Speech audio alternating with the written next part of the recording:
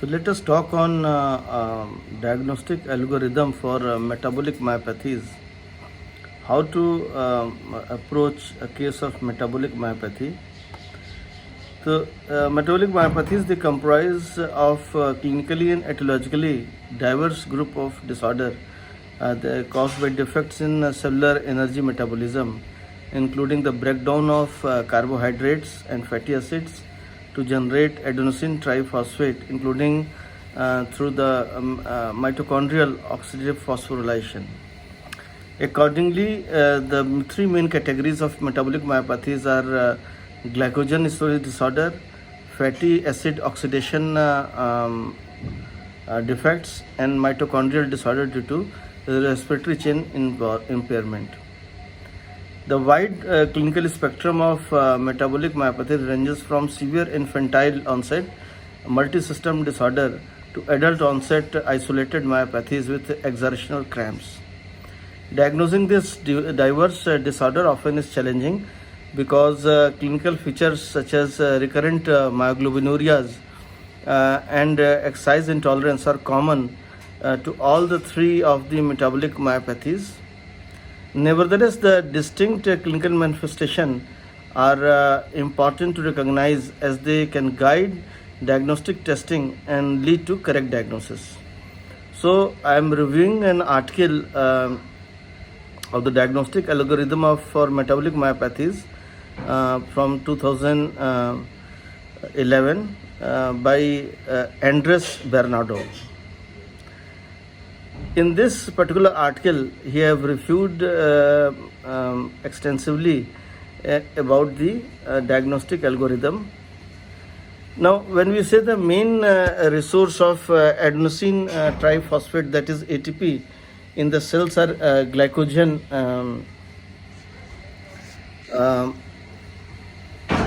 glucose, and free fatty acids. Glycogen, as we all know, is metabolized in cytoplasm by 2-pyruvate, which enters the mitochondria.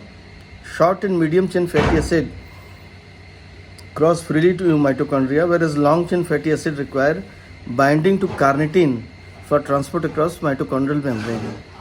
A process mediated by carnitine translocase and carnitine palmitoyl transferases CPTs 1 and 2. Once in mitochondria, all these substrates are turned into acetyl coenzyme A, that is CoA, which feeds into Krebs cycle. In this critical cycle, reducing equivalence electrons combined with proton and are bound to intermediate molecules, that is NADH and FADS2, which delivers the electrons to mitochondrial respiratory chain to produce ATP and H2O. To summarize this complex procedure, if we go through this particular figure, which is showing the TCA cycle, and another is showing the beta oxidation, ultimately resulting in formation of ATP within the mitochondria. Now, ultimately, what happens? Defect in any of these pathways, the glycogen catabolism, that is glycogenesis or glycolysis, or fatty acid oxidation or Krebs cycle or mitochondrial respiratory chain and oxidative phosphorylation, any one of them can cause the human disorder and predominantly affect muscle because of high energy requirement, particularly during the exercise. Because most of the enzyme defects are partial, many of these diseases manifest in adulthood with isolated muscle symptom with similar clinical feature. Nevertheless, there are salient clinical features that can guide the clinician to exact diagnosis with the aid of complete diagnostic tests. Now, how to see from a clinical point of view? The metabolic myopathy can be categorized in two different categories. One, those symptoms and signs related to exercise, that is the exercise intolerance cramps, myalgias or myoglobinuria, or with normal interictal examination, and those with fixed symptoms such as muscle weakness, often associated with systemic involvement, that is endocrinopathies or encephalopathies. So when evaluating a patient with exercise related symptom, we should ask two different questions. First, what type of exercise provokes the symptoms? And second, are these associated triggering factors? If short burst of high intensity exercise trigger muscle cramps or pigmenturia, the patient may have defect in glycogen metabolism. Examples of this type of activity including weightlifting and sprinting. In other countries or in Western countries where baseball is popular, the home run or holler sign, that is inability to sprint around the bases because of exercise-induced muscle spasm, is typical complaint in young patient with glycogenosis, such as McArdle disease, and this is by the Dr. Ronald Heller. It is a personal communication. In contrast, if patient reports that prolonged exercise, hiking or playing soccer triggers myalgia, fatigue or pigmenturia without acute contracture, he or she likely to have defect in fatty acid oxidation. Symptoms often occur when the patient is fasting.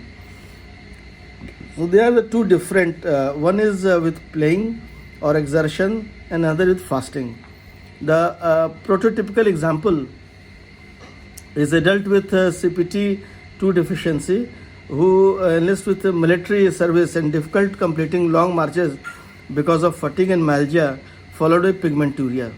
Some patients with glycolytic or lipid disorders may develop progressive myopathy and persistent weakness. That may also happen.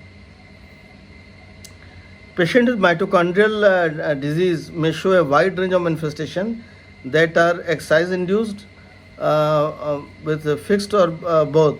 But exercise intolerance is particularly common and manifests as a inability to perform activities because of premature fatigue out of proportion to weakness. So here we will discuss each one of them separately. First, let us see metabolic myopathies with adult onset form. Now, we have mitochondrial disorders like isolated myopathy. So in that we can have cytochrome B mutations, MRF, MELAS, or CPO or Kearns-Sayre syndrome. Those with general clinical feature, usually multisystem disorders or exercise intolerance manifestation. So in isolated myopathies, we can have in glycogen storage disease, Pompe's disease, and fatty acid oxidation disorder, we can have CPT2 type 2 involvement. In MRF, there can be Cori-Fabre's disease, or in fatty acid oxidation group, there can be PCDs.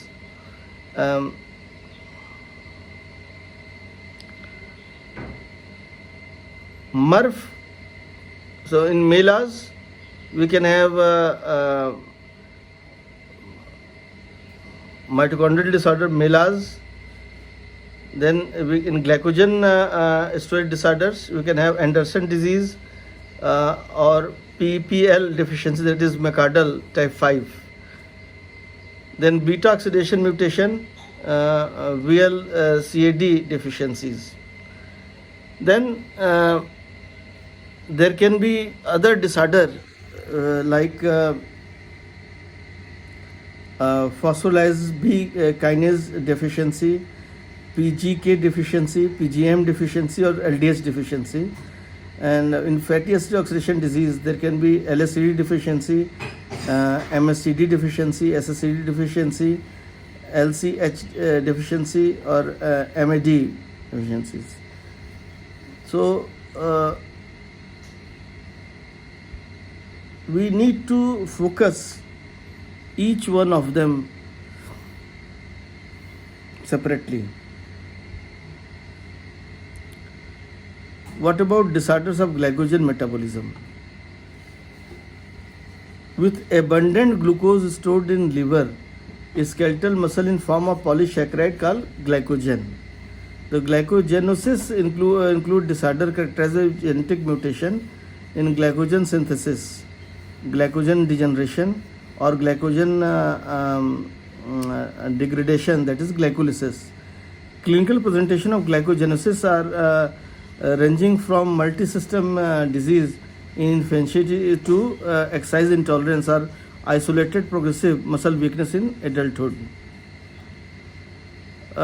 Till date, 14 glycogenesis have been identified, and most are autosomal recessive except then phosphoglycosylate kinase PGK or phospholyrase B kinase deficiency, that is X-linked.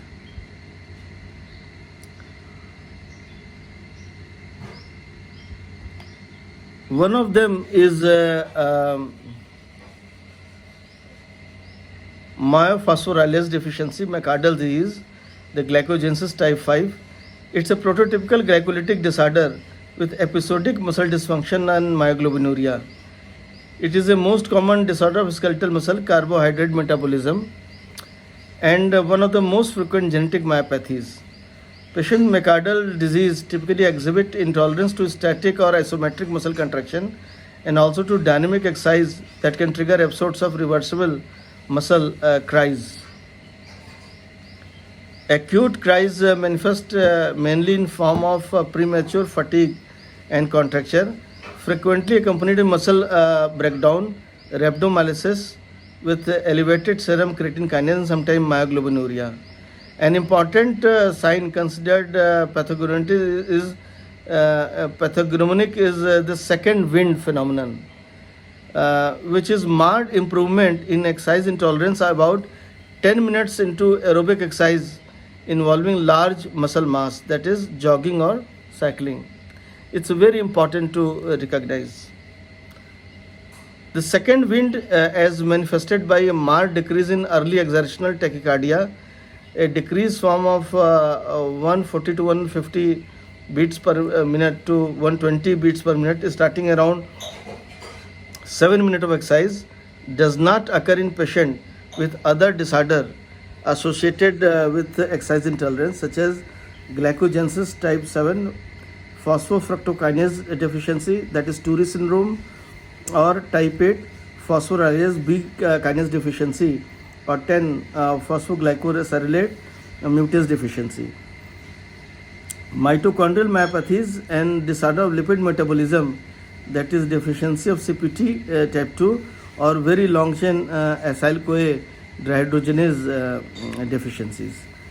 So when glycogenosis is suspected, other clinical feature in addition to second wind may also be there.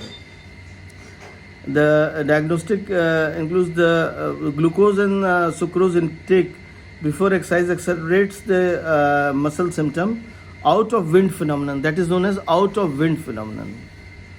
In phosphokylase deficiency, in which the metabolic block occurs below the entry of glucose into the glycolysis, whereas in McArdle disease, sugar intake ameliorates symptom because of metabolic block is upstream of glucose catabolism.